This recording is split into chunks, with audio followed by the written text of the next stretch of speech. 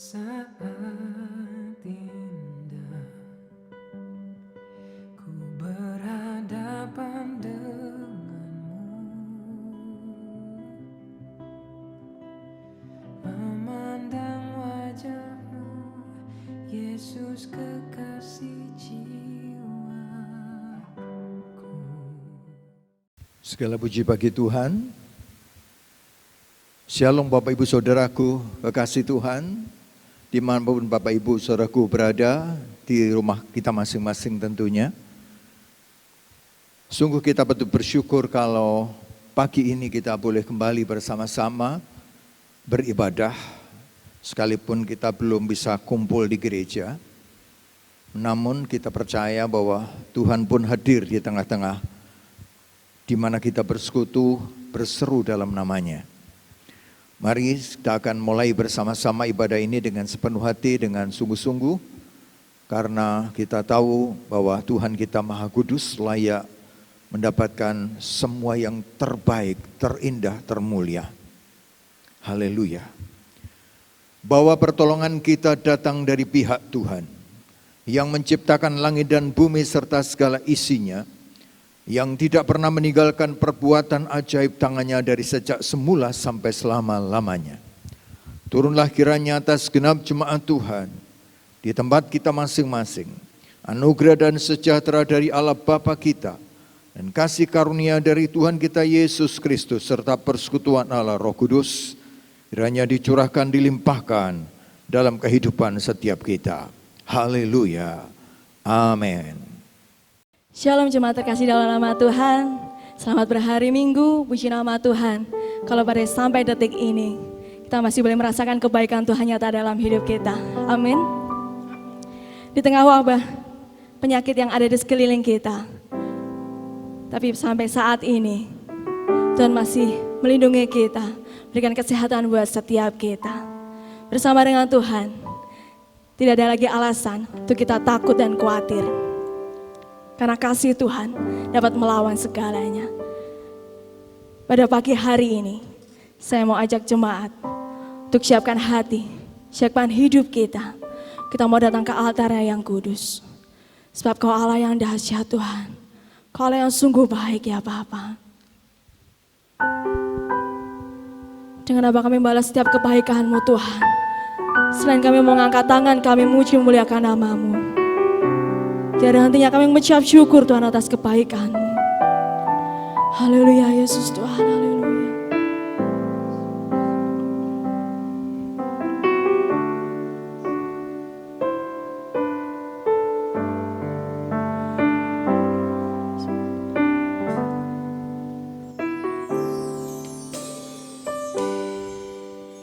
Bersyukur selalu bagi kasih-Mu di dalam hidup. Tiada lagi kami takut ya Bapa. Takkan ku ragu Atas setiap rencana-Mu dalam hidup kami Yesus. untuk masa depanku.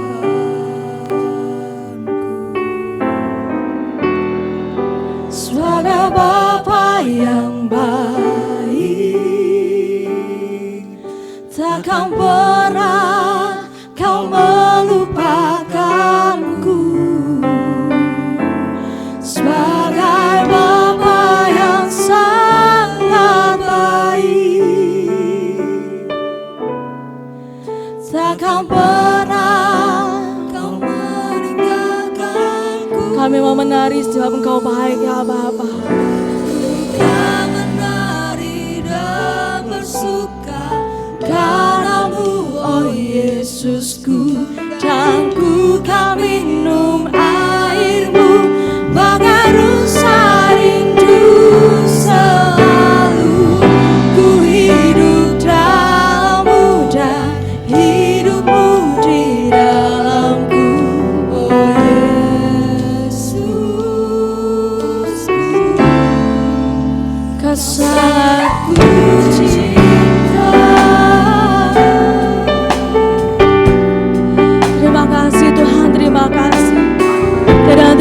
mengucap syukur atas kebaikan-Mu ya Bapa.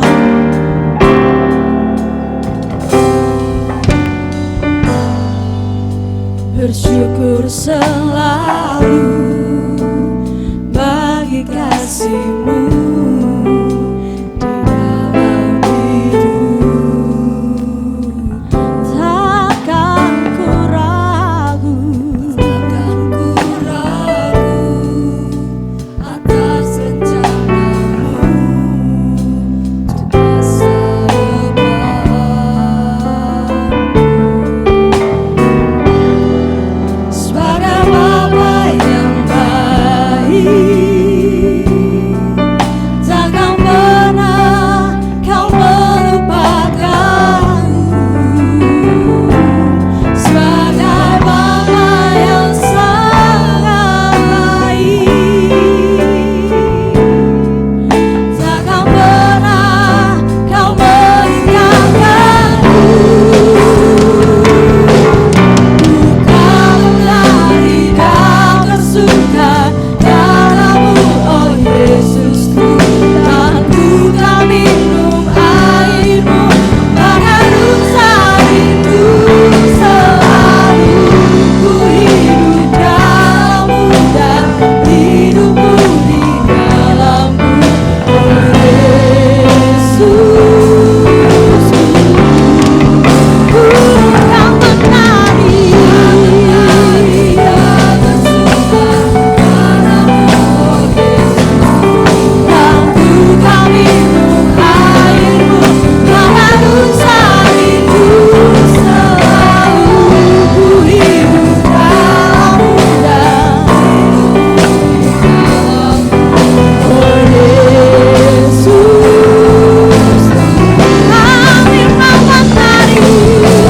Kami mau menari dan bersuka,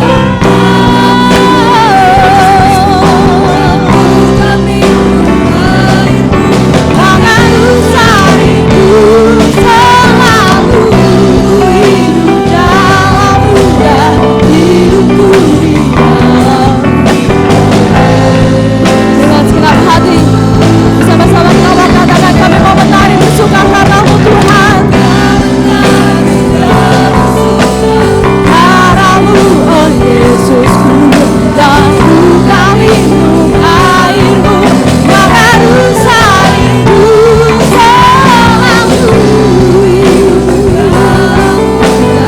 Hidupku di dalam-Mu, oh Yesusku. Kau sangat ku cinta, oh Yesusku, oh Yesusku. Kau sangat ku cinta, oh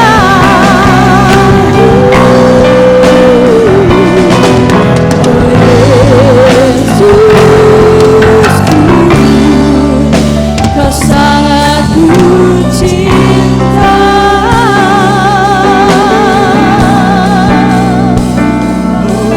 Kau sangat ku cinta Tuhan. Lelah kami menari bersuka karena kebaikan-Mu Tuhan.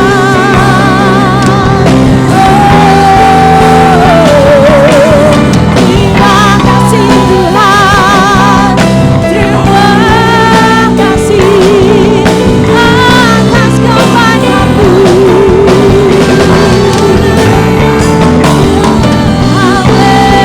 Haleluya, haleluya, Yesus.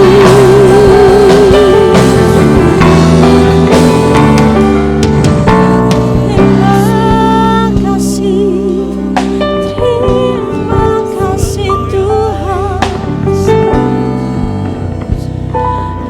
Kau sungguh baik. Haleluya. Terpujilah nama-Mu Tuhan Raja di atas segala raja. Kau Allah kami yang layak kami tinggikan Tuhan.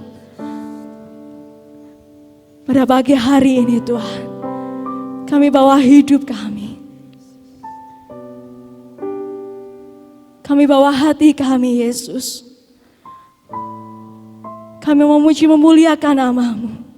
Kami percaya Tuhan, sampai detik ini kami boleh merasakan kebaikan-Mu dalam hidup kami ya Bapa.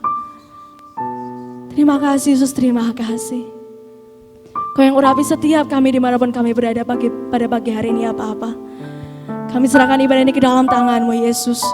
Hai di dalam nama-Mu Tuhan. Kami berdoa, setiap kita yang percaya kita boleh katakan, haleluya, amin. Shalom kekasih Tuhan. Aku ini pahlawan. Saya percaya setiap kita boleh merasakan kebaikan Tuhan. Haleluya. Bukti karya Tuhan boleh nyata dalam hidup kita hari lepas hari. Sebab Dialah Allah yang dahsyat, Allah yang perkasa. Dialah Allah yang sungguh baik. Dari dulu, sekarang, dan sampai selama-lamanya.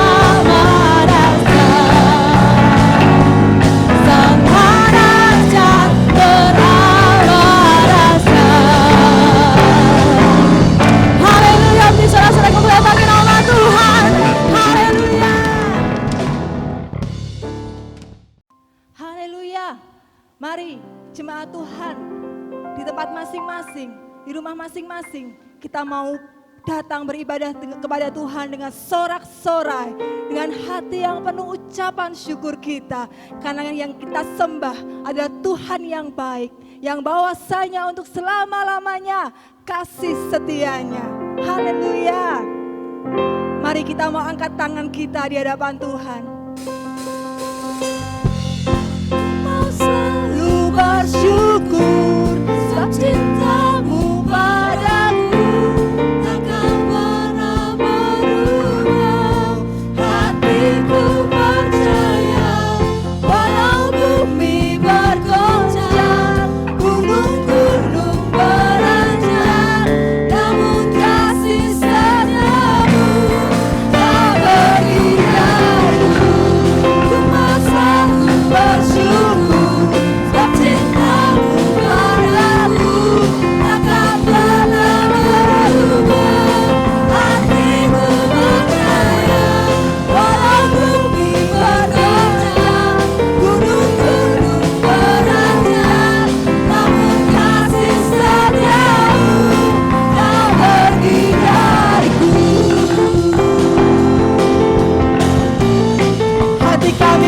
percaya Tuhan, karena Tuhan dan kekuatan Mazmur kami. Tuhanlah kekuatan dan Mazmurku, Dia gunung batu dan keselamatanku. Hanya padamu hatiku percaya, Kaulah penyerang dan Kau tak berlindung. Rumah selalu bersyukur, sebab cintamu padaku takkan pernah berubah. Hatiku percaya, walau bumi bergoncang, gunung-gunung beranjak, namun kasih setiamu tak pergi jauh. Rumah selalu bersyukur, sebab cintamu padaku takkan pernah berubah. Hatiku percaya, walau bumi bergoncang, gunung-gunung beranjak, namun kasih setiamu tak pergi jauh. Kasih setiamu, amin, tak pergi jauh. Kasih setiamu Tuhan, tak pergi jauh.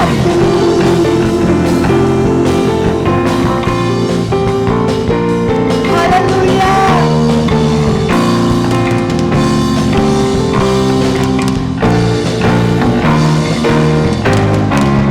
Berikan sorak-sorai kemuliaan hanya bagi Tuhan.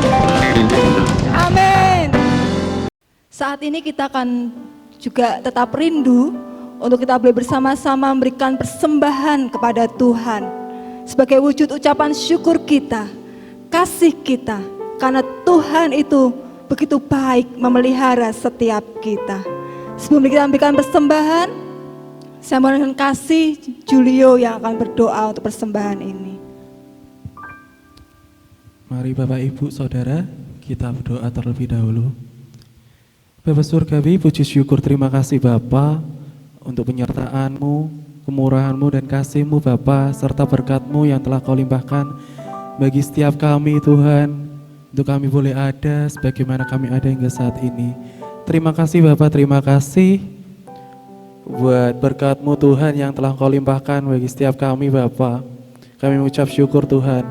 Pada pagi hari ini kesempatan kami ingin memberikan sebagian dari berkat yang telah Kau berikan bagi setiap kami Bapa. Kami memberikan yang terbaik bagi Engkau Tuhan, kiranya Engkau yang akan menyucikan dan menguruskan Bapa persembahan kami Tuhan, supaya boleh berguna bagi kelebaran kerajaan-Mu Bapa, agar berguna bagi pekerjaan Tuhan tempat ini. Terima kasih Bapa, terima kasih. Kami mau serahkan doa ucapan syukur kami dalam tangan kuasa-Mu Bapa. Terima kasih Yesus, hanya di dalam nama Tuhan kami. Haleluya. Amin. Amin. Engkau Allah El Shaddai, Allah yang besar, Allah yang maha kuasa.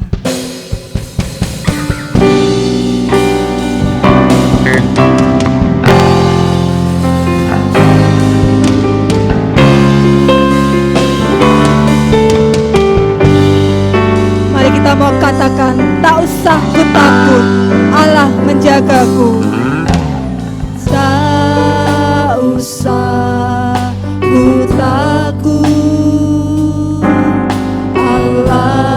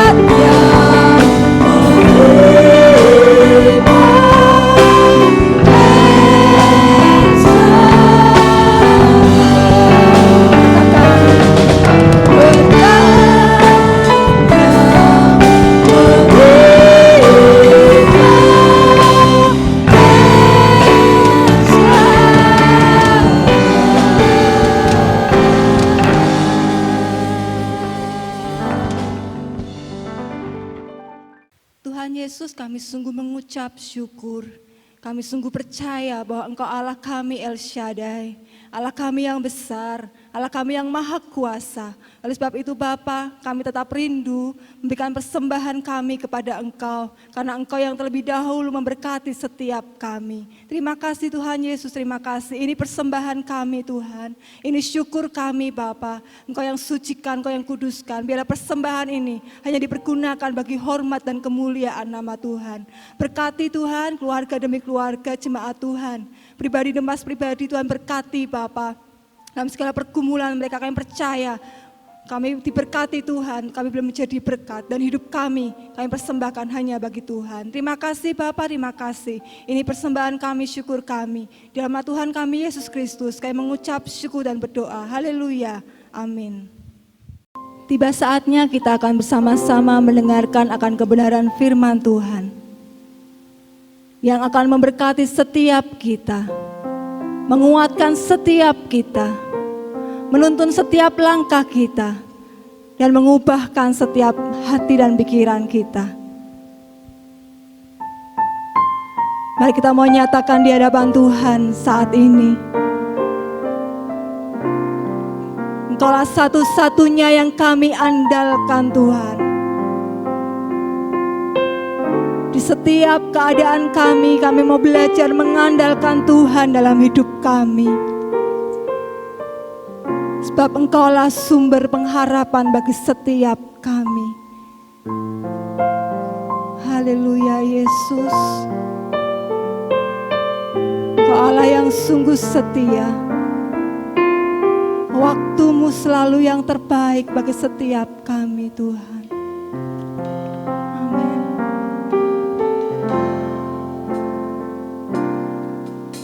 Engkau Tuhan yang setia,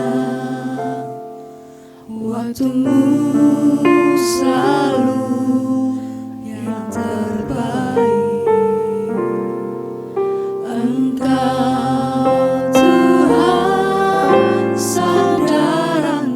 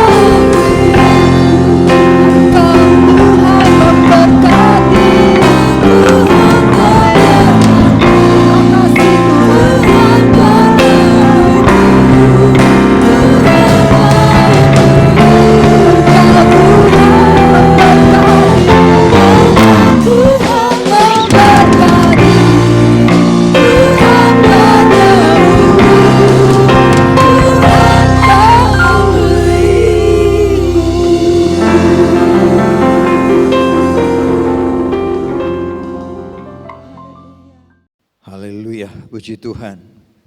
Setelah kita memuji menyembah Tuhan Bapak Ibu Saudaraku, mari kita siapkan hati kita untuk menyambut firman Tuhan yang pasti akan memberikan berkat kepada kita sekalian. Mari kita berdoa. Bapa, segala hormat, segala pujian, segala kemuliaan hanya bagi Engkau.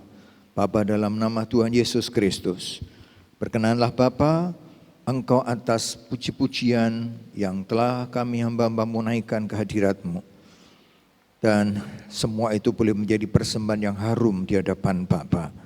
Makasih Tuhan Yesus, terima kasih, dan saat ini Engkau bersemayam di atas puji-pujian, bertata di atas puji-pujian umat-Mu, dan Engkau yang beracara sekarang, bersabdalah, berfirmanlah kepada kami ya Tuhan, melalui hamba-Mu.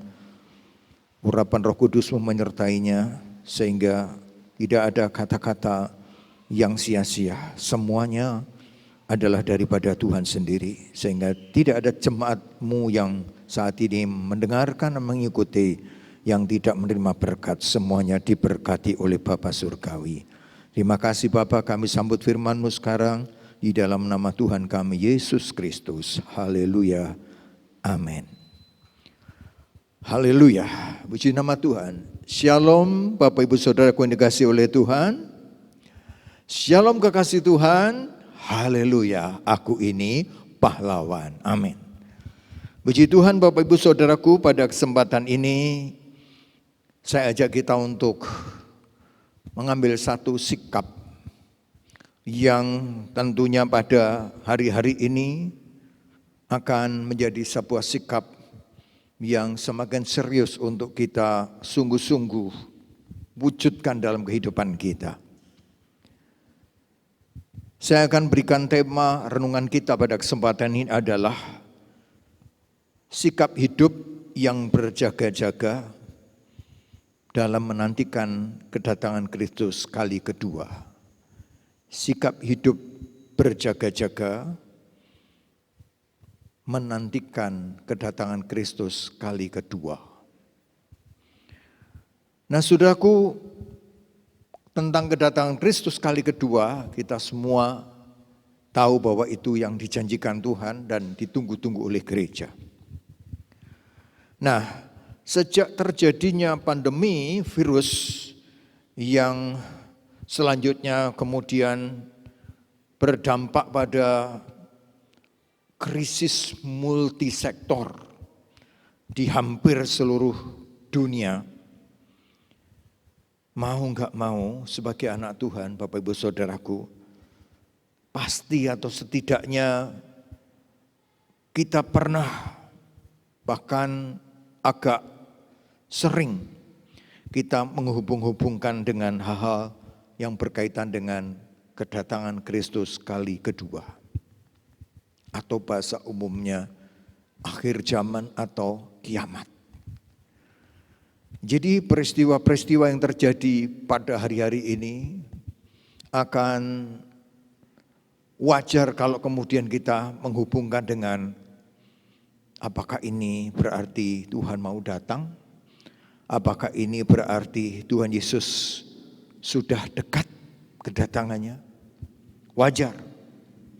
Lebih-lebih dikatakan dalam Injil Lukas pasal 21 ayat 11 bahwa penyakit itu disebut sebagai salah satu dari tanda-tanda yang mendahului kedatangan Tuhan Yesus kali kedua.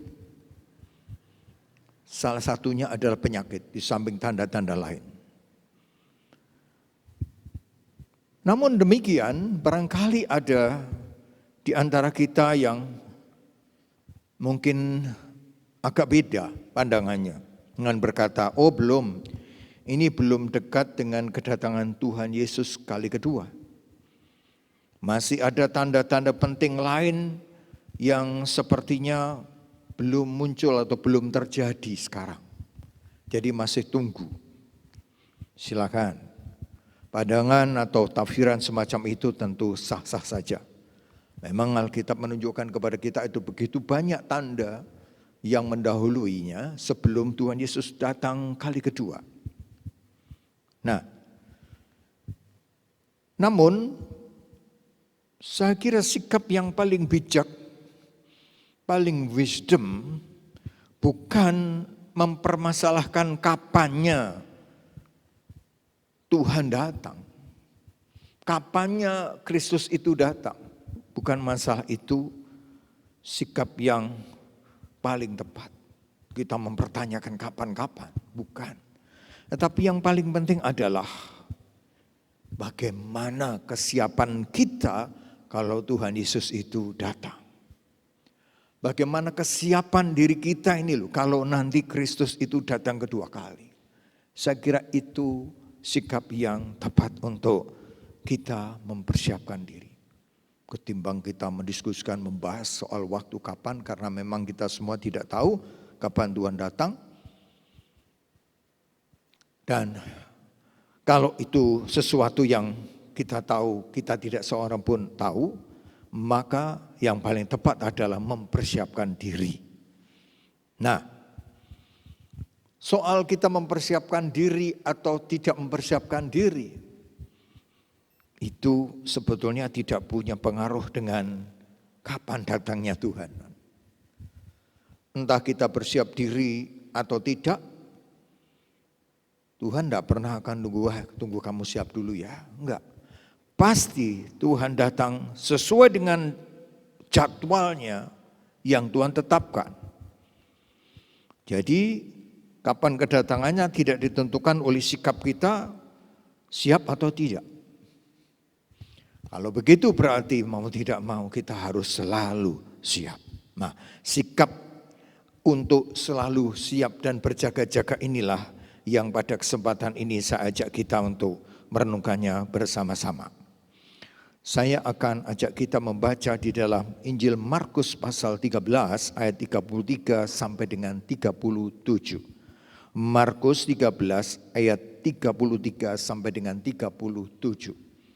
Yang demikian bunyinya. Hati-hatilah dan berjaga-jagalah, sebab kamu tidak tahu bila manakah waktunya tiba, waktu kedatangan Tuhan. Dan halnya sama seperti seorang yang bepergian, yang meninggalkan rumahnya dan menyerahkan tanggung jawab kepada hamba-hambanya, masing-masing dengan tugasnya, dan memerintahkan penunggu pintu supaya berjaga-jaga.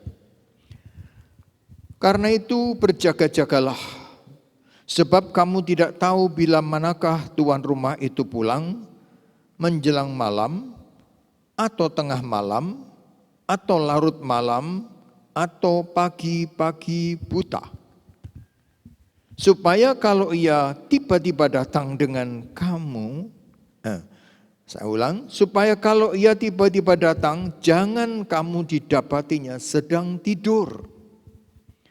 Apa yang kukatakan kepadamu, kukatakan kepada semua orang, berjaga-jagalah. Ini pesan Tuhan Yesus yang penting Bapak Ibu Saudara untuk kita perhatikan. Dalam rangka Tuhan membicarakan tentang kapan kedatangannya kedua kali. Digambarkan seperti yang sudah kita baca tadi. Yang ringkasnya adalah gambarannya tentang seorang penjaga atau penjaga rumah, seorang tuan yang sedang bepergian. Dan tuan itu tidak memberitahu kapan datangnya. Dan dia akan datang sewaktu-waktu. Tadi disebutkan menjelang malam, tengah malam, larut malam, atau menjelang pagi. Dan pesan tuan itu jangan sampai tertidur. Biar dia harus terus berjaga-jaga. Nah, itulah gambaran yang Tuhan Yesus berikan tentang situasinya. Kalau nanti Tuhan datang, diharapkan seperti apa? Yakni seperti penjaga yang sigap dan siap untuk menyambut datangnya sang Tuhan yang bepergian itu. Nah, Bapak Ibu Saudaraku, ada sesuatu yang dipesankan tadi oleh Tuhan dan kemudian oleh Tuhan Yesus tegaskan, yaitu supaya jangan tertidur. Nah, Kedatangan Tuhan Yesus yang kedua kali adalah kedatangan yang harus disambut oleh semua anak-anak Tuhan dengan tidak dalam keadaan tertidur. Nah, berbicara tentang tertidur, gambaran dari penjaga ini, Rasul Paulus menulis dalam surat 1 Tesalonika, pasal yang kelima ayat 6 sampai dengan 7, yang tertulis demikian, 1 Tesalonika 5 ayat 6 sampai 7. Sebab itu baiklah jangan kita tidur seperti orang-orang lain, tetapi berjaga-jaga dan sadar. Sebab mereka yang tidur, tidur waktu malam, dan mereka yang mabuk, mabuk waktu malam. Paulus berkata, berjaga-jagalah jangan sampai kita tidur seperti orang-orang lain. Berjaga-jaga dan sadarlah. Nah, saudaraku, berbicara tentang tidur, tidur itu penting. Ya, gak mungkin kita tidak tidur, gak mungkin. Dan orang gak bisa tidur, masalah. Pasti dokter nanti kasih obat tidur dan sebagainya. Jadi tidur sesuatu yang kita perlukan untuk merefresh kembali tubuh ini. Kurang tidur juga kurang baik. Nah, oleh karena itu, tidur itu perlu untuk kita sebagai manusia. Tetapi yang dimaksudkan Rasul Paulus tentu bukan secara hurufiah itu. Tidur di sini adalah berbicara tentang keadaan rohani. Keadaan rohani. Nah, kalau kita perhatikan dalam surat Paulus ini, tidur adalah, yang kita tahu tidur itu suatu keadaan tidak sadar. Suatu keadaan yang tidak dalam keadaan melek, sadar gitu ya. Tetapi tidur. Dan itu diparalelkan dengan kata mabuk. Dalam teks tadi kita baca, seperti mabuk.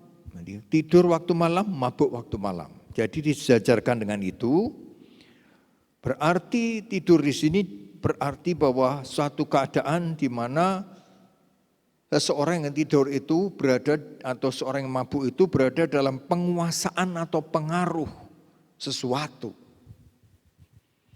Kalau tidur berarti dikuasai oleh kantuknya itu.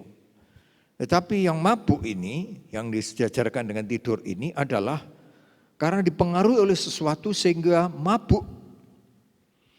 Nah, mabuk secara harfiah kita tahu mabuk minuman keras, itu berarti dia di bawah pengaruh minuman keras tersebut sehingga dia kehilangan kontrol diri.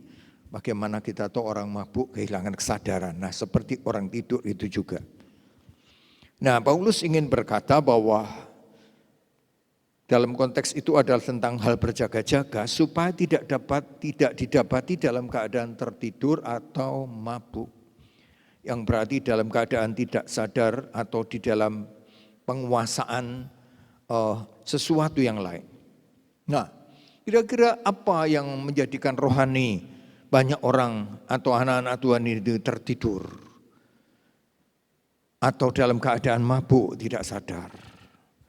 Hal yang paling kuat adalah tentang kecintaan kepada perkara-perkara duniawi. Kecintaan kepada perkara-perkara duniawi ini menjadikan kerohanian seseorang tertidur. Atau dalam keadaan tadi mabuk tidak sadar. Kecintaan dunia terhadap perkara duniawi begitu memabukkan. Begitu membuai. Maka hal itu yang Tuhan tidak inginkan. Jangan sampai ditidurkan atau dibuai, dilenakan atau dimabukkan oleh kecintaan kepada perkara duniawi. 1 Yohanes 2 ayat 16 berkata bahwa yang bisa memabukkan orang adalah kecintaan kepada perkara duniawi, yaitu keinginan daging, keinginan mata, serta keangkuhan hidup. Keinginan daging, keinginan mata, dan keangkuhan hidup atau kesombongan.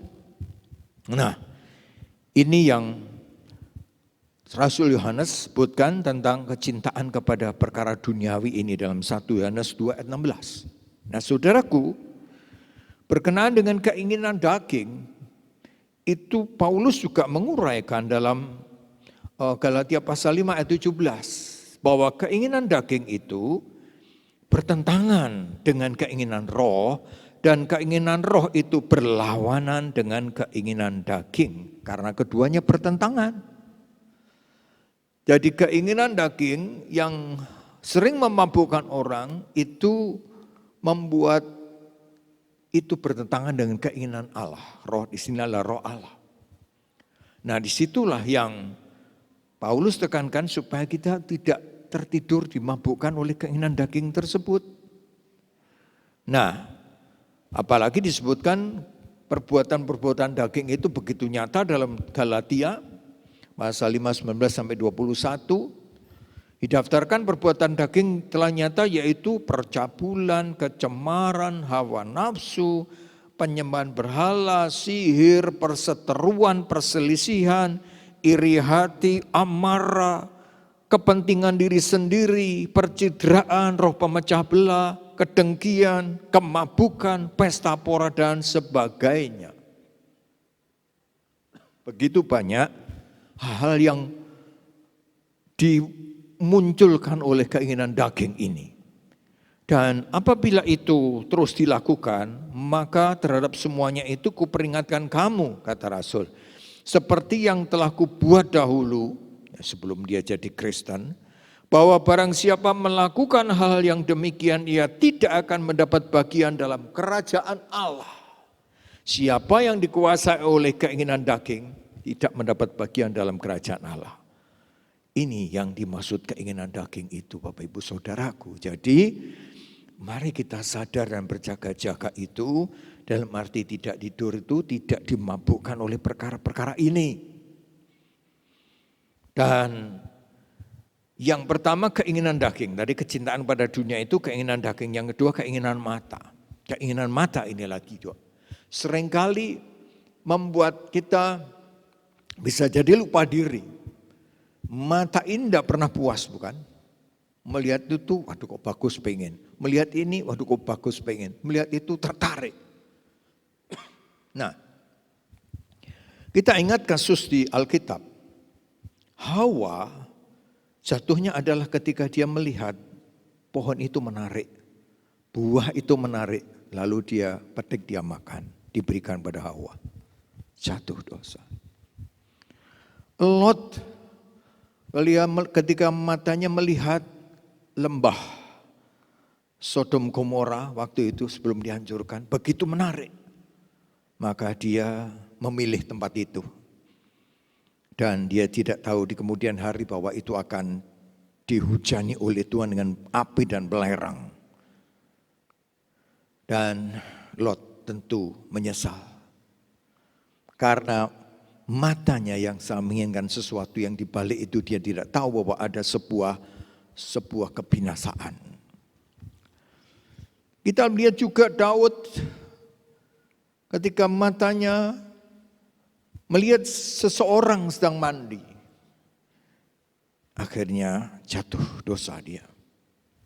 Juga ada seorang bernama Achan, saudaraku, di dalam kitab Yosua dikatakan Achan ini melihat barang-barang bagus kok eman kalau dibuang, dia coba timbun. Akhirnya ketahuan dia penyebab daripada keberdosaan umat waktu itu dan dia dihukum bersama keluarganya, mengerikan. Mata, keinginan mata ini saudaraku, hati-hati. Lihat tadi, contoh-contoh tadi tidak ada yang membawa kepada kebaikan ketika keinginan matanya dituruti, diikuti. Dan keinginan matanya tidak diwaspadai. Ada membawa jatuh ke dalam dosa yang akhirnya terus buat sampai sekarang ini. Efeknya sampai kepada keturunannya. Kemudian kita melihat juga Lot tadi. Dia nggak beroleh apa-apa, malah istrinya jadi tiang garam. Daud harus dihukum Tuhan karena keberdosaannya dan termasuk Achan. Nah, jadi keinginan mata ini hati-hati. Maka di masa-masa sekarang yang Tuhan inginkan supaya kita berjaga, jaga dan sadar, itu artinya sadar apa yang dilihat oleh mata kita. Nah, oleh karena itu, mari kita sungguh-sungguh menyadari betul bahwa kecintaan kepada dunia bisa membuat kebinasaan. Yang ketiga dari kecintaan dunia tadi digambarkan sebagai keangkuhan hidup, kesombongan. Manusia begitu mudah mungkin memamerkan kebolehannya, kepintarannya, memamerkan mungkin dia dimiliki apa, kepemilikannya, materinya banyak, dan kelebihan-kelebihan yang mungkin dipunyainya. Itu bisa jadi tanpa sadar orang menjadi sombong. Keangkuhan hidup ternyata juga menjadi salah satu bentuk kecintaan kepada dunia. Sombongan. Bapak Ibu Saudaraku, maka hati-hati sebagai anak-anak Tuhan. Menyongsong kedatangan Tuhan yang kedua kali, sikap berjaga-jaga itu kita tidak akan pernah merasa sedikit pun sebagai orang yang punya sesuatu untuk dibanggakan secara materi, kepintaran atau apapun. Itu kesombongan, dan Tuhan berkata, orang yang tinggi hati akan direndahkan. Maka jauhlah dari sombong sedikit pun di dalam pikiran, hati, atau perbuatan kita. Nah, itulah saudaraku bagian pertama dari yang disebut dimabukkan tadi atau tertidur tadi. Sedangkan digambarkan tidur itu di sana dikatakan Tesalonika tadi bahwa tidur itu juga tidur waktu malam. Mabuk waktu malam, tidur waktu malam yang menggambarkan kegelapan. Dan Paulus juga menyebut di sana tadi tentang istilah kegelapan juga ini. Ya. Jadi artinya bahwa kehidupan yang berjaga-jaga itu adalah kehidupan yang di samping tidak mencintai dunia tadi, juga kehidupan yang tidak di dalam kegelapan atau digambarkan malam. Karena orang percaya adalah anak-anak terang, anak siang, bukan anak kegelapan, anak malam. Nah, kehidupan yang tidak berjaga-jaga adalah kehidupan yang dikuasai oleh kegelapan. Perbuatan-perbuatan kegelapan. Nah, perbuatan terang itu indah.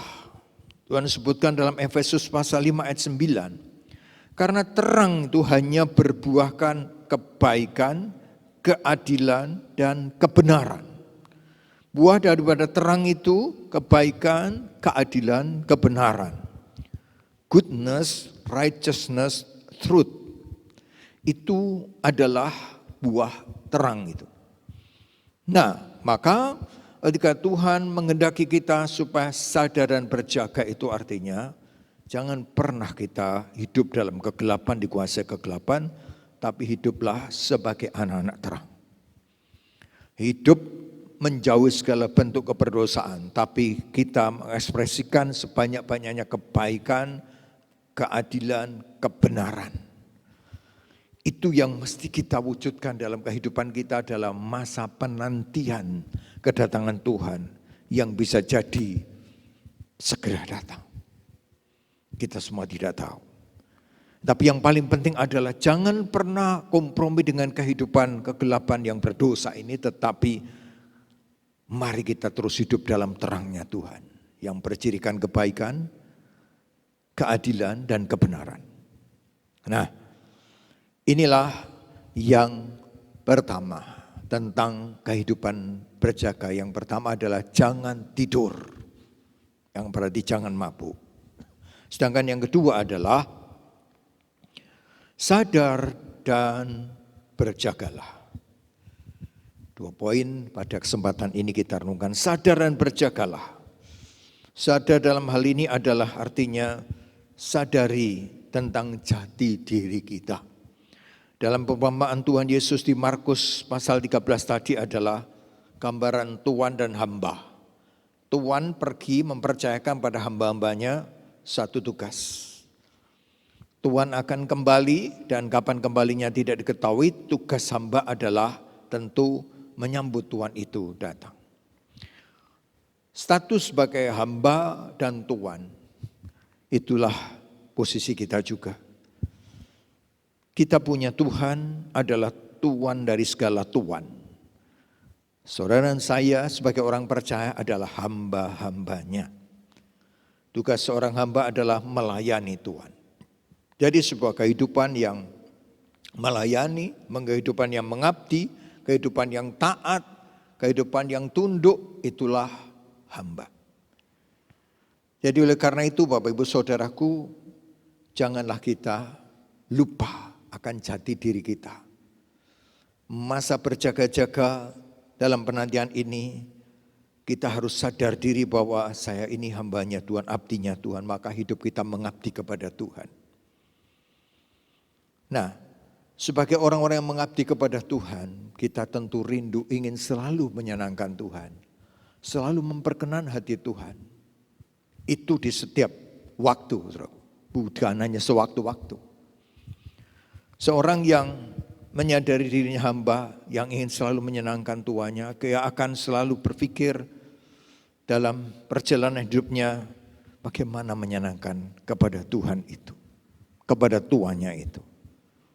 Nah, oleh karena itu, mari kita terus berkehidupan sebagai hamba di hadapan Tuhan. Yang siap mengabdi, memperkenan hati Tuhan selalu. Di sisi lain yang tadi kita sudah bahas, jangan pernah hidup dalam kegelapan yang bertentangan dengan kehendak Tuhan. Dalam 1 Tesalonika pasal 5 ayat 8 dikatakan, tetapi kita yang adalah orang-orang siang, baiklah kita sadar, berbaju sirahkan iman dan kasih, dan berketopongkan pengharapan keselamatan. Selain kita sadari bahwa diri kita adalah, posisinya adalah hamba yang mengabdi kepada Tuhan. Ada hal yang perlu diperhatikan di sini, sesuai dengan pesan Paulus dalam hal berjaga-jaga, yaitu supaya kita mengenakan baju sirah iman. Baju sirah iman, di pakaian yang menggambarkan itu, pakaian atau sandangannya itu adalah iman. Nah Bapak Ibu Saudaraku, maka di masa-masa seperti ini, dalam masa penantian kedatangan Tuhan yang kedua kali, mari kita terus berpegang teguh, beriman kepada Kristus Yesus Tuhan itu.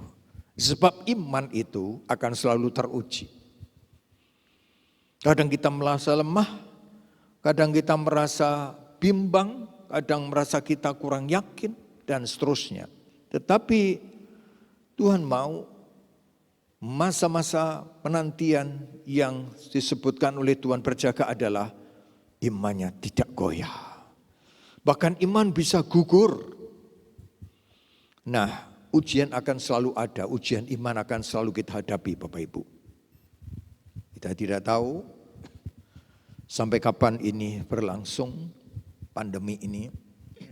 Kalau kita berdoa, kita bermohon supaya Tuhan segera menolong untuk berakhir. Itu permohonan kita. Dan kiranya oleh anugerahnya doa-doa kita dijawab Tuhan tentunya. Namun kalau toh belum, ya kita juga tetap menyerah kepada kedaulatan Bapa kita. Oleh sebab itu iman kita jangan menjadi lemah dan jangan sampai kita gugur iman. Baju sirah iman kita pakai. Lantas kemudian di dalam ayat tadi juga disebutkan berbaju sirah iman dan kasih. Yang kedua, kehidupan kita harus tetap melakukan atau bertindak berdasar kasih dalam kehidupan ini. Tindakan kasih yang didasari oleh firman Tuhan, kasih Allah ini, itu yang Tuhan ingin kita praktekkan dalam hidup kita sehari-hari. Tentu hari-hari ini ada begitu banyak orang membutuhkan uluran tangan, saudaraku.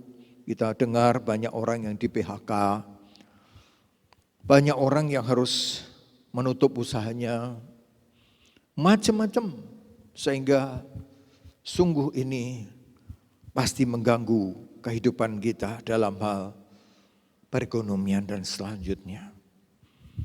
Nah, bagaimana kita sebagai anak-anak Tuhan? Kita memang juga mungkin menjadi bagian daripada orang-orang yang terkena dari dampak ini, efek daripada pandemi ini. Mungkin usaha pekerjaan kita mulai menurun, penghasilan kita mulai menurun dan sebagainya. Bapak Ibu Saudaraku, dalam keadaan seperti ini kita membutuhkan pertolongan orang lain, tentu wajar.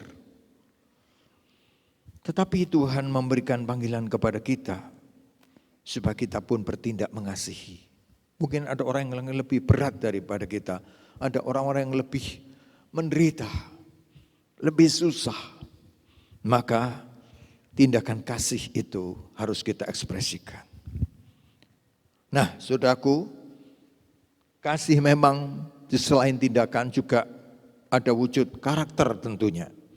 Karena di dalam 1 Korintus pasal 13, ciri kasih itu sabar.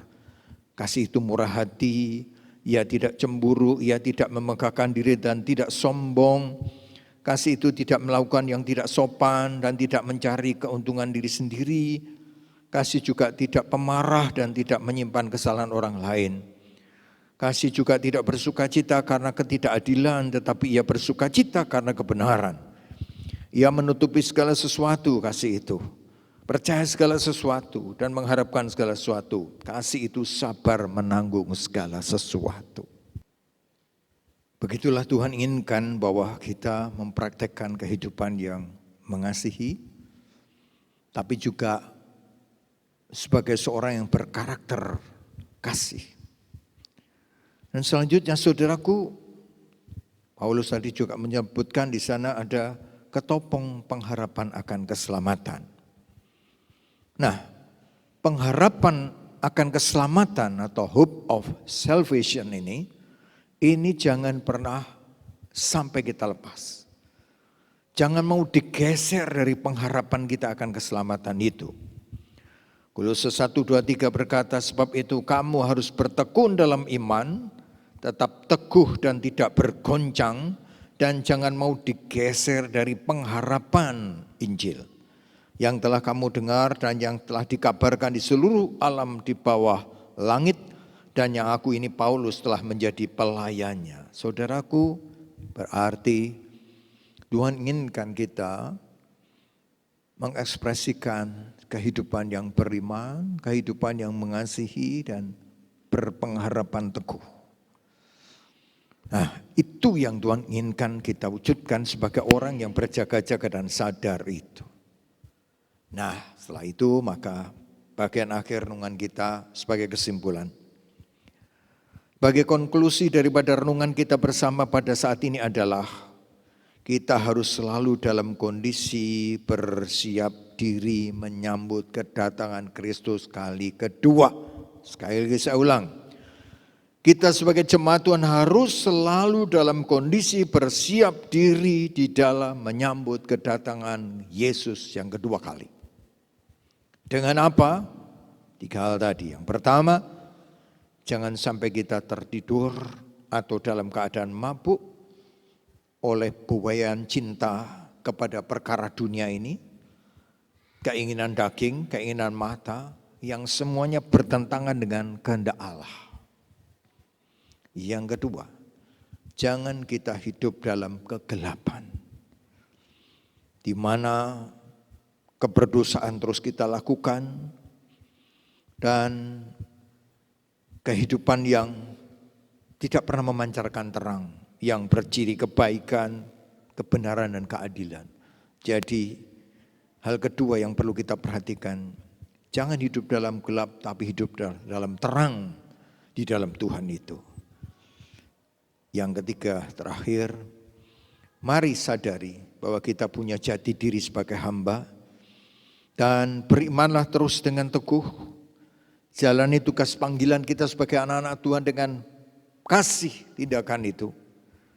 Dan jangan pernah kita melepas pengharapan yang disediakan oleh Tuhan kepada kita, pengharapan keselamatan kekal. Itulah saudaraku renungan kita pada kesempatan ini. Kiranya Roh Kudus yang menolong kita untuk mengerti, dan bukan hanya mengerti tapi juga melaksanakan, menjalankan dalam hidup kita sehari-hari. Doa saya, seluruh jemaat Tuhan semua menjadi orang-orang yang kelak terangkat oleh Bapa, karena di mata Tuhan layak kita diangkatnya. Tuhan Yesus memberkati kita semua. Amin. Bapak Ibu Saudaraku, mari kita responi firman Tuhan dengan satu pujian. Pujian ini cukup lama tetapi sangat indah mengingatkan kepada kita. Sudahkah kita siap sedia menghadapi datangnya Yesus kembali?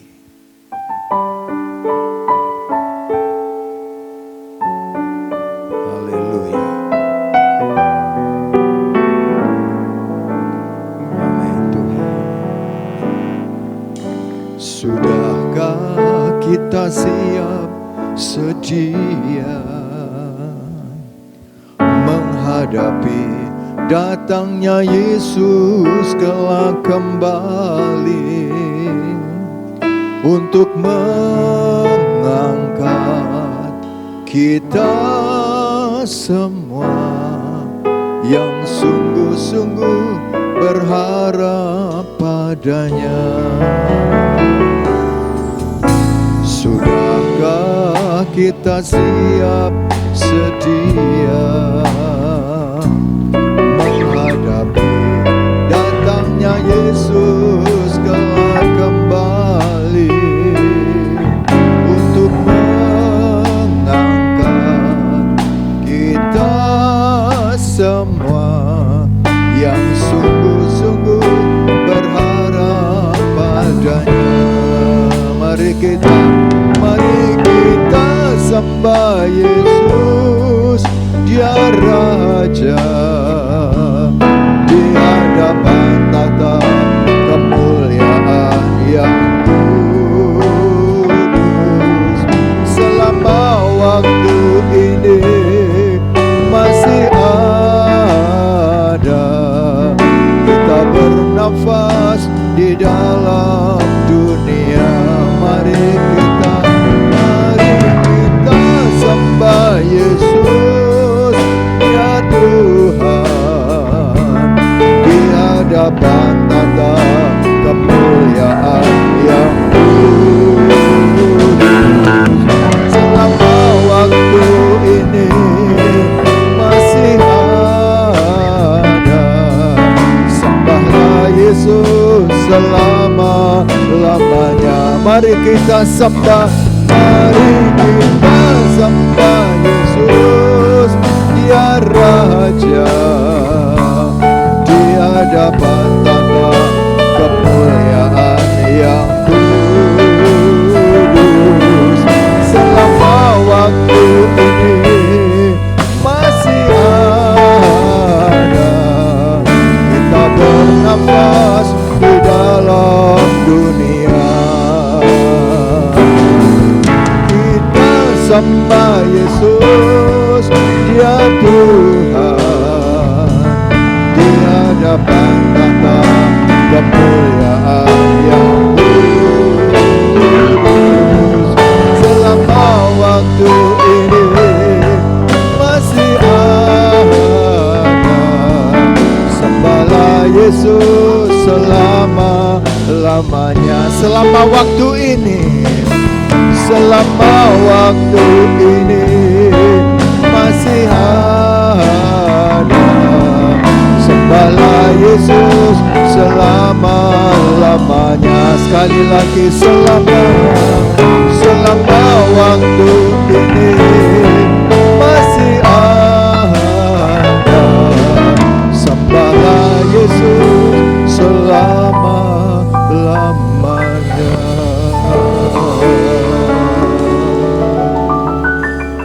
Mari kita berdoa.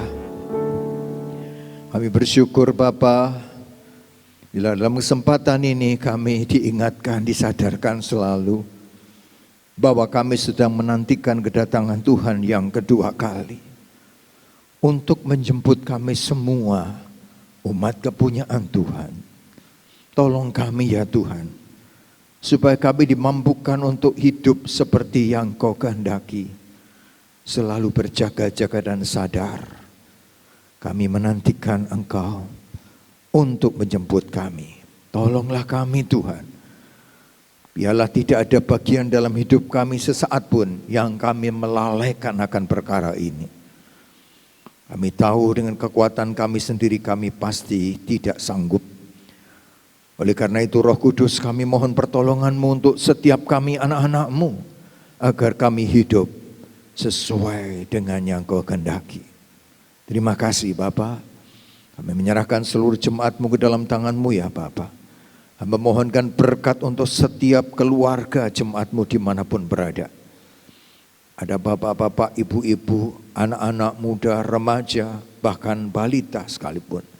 Kiranya tidak ada yang Kau lewatkan dari berkat-Mu saat ini ya Bapa. Engkau hadir dalam hidup mereka. Engkau memberikan perlindungan-Mu yang sempurna. Engkau memberikan damai sejahtera dan sukacita. Dan Engkau campur tangan buat setiap persoalan, masalah, problema yang mungkin anak-anak-Mu hadapi hari-hari ini. Terima kasih Bapak, kami bersyukur dan berdoa atas segala berkat-Mu yang sudah Engkau berikan ini di dalam nama Tuhan kami, Yesus Kristus. Haleluya. Bapak, kami juga datang kepadamu di saat ini menyatukan hati bersama seluruh jemaat-Mu, memohonkan anugerah-Mu akan situasi yang terjadi ini. Kiranya Tuhan tidak tinggal diam, tapi Kau mengulurkan tangan-Mu selalu Bapa. Belas kasih dan anugerah-Mu yang kami mohon. Kiranya Tuhan bertindak untuk memberi pertolongan kepada saudara-saudara kami yang mengalami sakit, terkena wabah ini, dimanapun saja berada. Kiranya tangan-Mu terulur menyembuhkan mereka di dalam nama Tuhan Yesus. Kau menolong para medis yang selalu akan terus merawat dan melayani.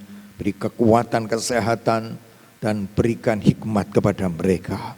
Terima kasih Tuhan Yesus. Demikian pula upaya-upaya yang tengah ditempuh untuk bisa ditemukannya vaksin maupun obat-obatan guna menanggulangi penyakit tersebut.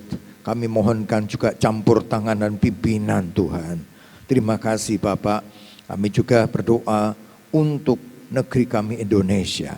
Biarlah Bapak terus akan memberkati bangsa kami yang juga sedang menghadapi masalah sedemikian ini. Tolong Bapak, Engkau berikan penyertaan-Mu sehingga penanggulangan semuanya dalam pimpinan kontrol Tuhan sendiri. Sehingga krisis-krisis yang sedang terjadi oleh pertolongan-Mu bisa kami lewati oleh karena berkat-berkat-Mu kepada kami. Berikan hikmat, marifat, akal budi kepada para pemimpin bangsa kami dalam mengambil kebijakan, supaya semua mendatangkan kebaikan, kesejahteraan bagi kami sekalian. Jauhkan dari efek-efek yang buruk lainnya, tetapi Tuhan yang menolong kami. Negeri kami tetap damai, aman, sejahtera. Inilah Bapa doa dan permohonan kami.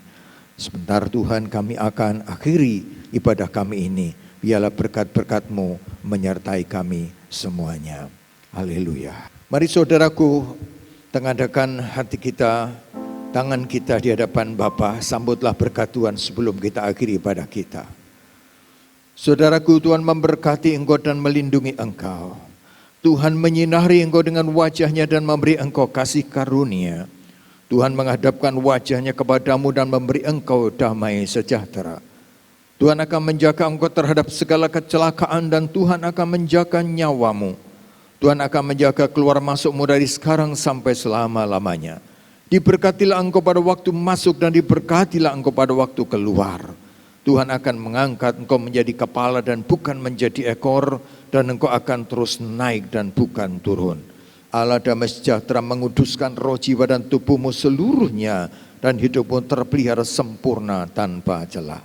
Sekarang saudaraku, terimalah berkat dari Allah Bapa, kasih karunia dari Tuhan kita Yesus Kristus, dan persekutuan Allah Roh Kudus kiranya menyertai saudara sekalian dari saat ini sampai Maranatha, di mana Tuhan datang kembali yang kedua kalinya untuk menyongsong kita semua. Haleluya. Mari semua kita berkata amin. Bapa, terima